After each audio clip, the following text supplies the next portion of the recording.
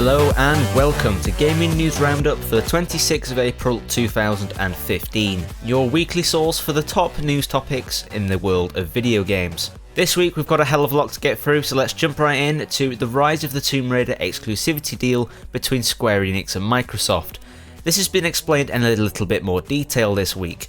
With the Xbox One release of the game dropping at the end of this year, the PC community will manage to get their hands on it in early 2016, and the PlayStation 4 players in the fall of the same year.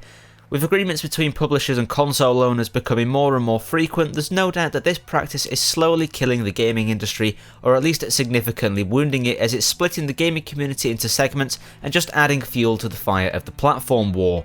But what can you do apart from march upon the internet and sign endless amounts of pointless petitions? It is what it is, we'll have to see how it all plays out. In lighter, or rather darker news, Five Nights at Freddy's 4 dropped ahead of its release schedule this week with an initial slated release for the 8th of August to mark the 1-year anniversary of the first game.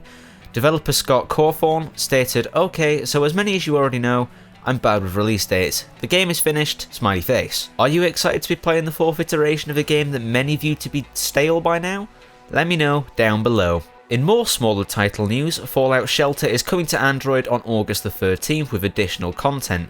New units and enemies are included in the build of the game, and iOS users will receive a free update with all of the new content packaged into one on the same day, so both versions of the apps will be up to date with one another.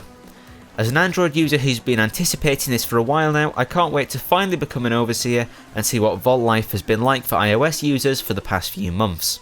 On to shooters now. In a recent FAQ conducted by the Star Wars Battlefront website, it was confirmed that local split-screen co-op will be available for co-op missions on the PlayStation 4 and Xbox One builds of the game, but it'll be missing from the PC port of the game.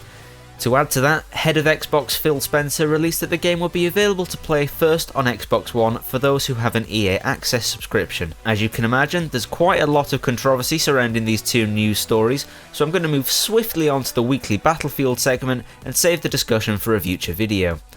And this week we have some of the best news for Battlefield in a long time. The fake reload bug has finally been fixed thanks to the noggin of Julian over at DICE LA. The bug has plagued the franchise for a number of years now, being tied to the Frostbite engine that all of the games have used in recent years, and it's perplexed the minds of many as it's seemingly been unreproducible. Not anymore, however, so congratulations to you, Julian, you've earned the respect of many a Battlefield player. So there you are, that is all of the top news stories of this week. Don't forget to check back here next week for more of the same. I've been your host, MajorMeteor, and I'll see you in the next one.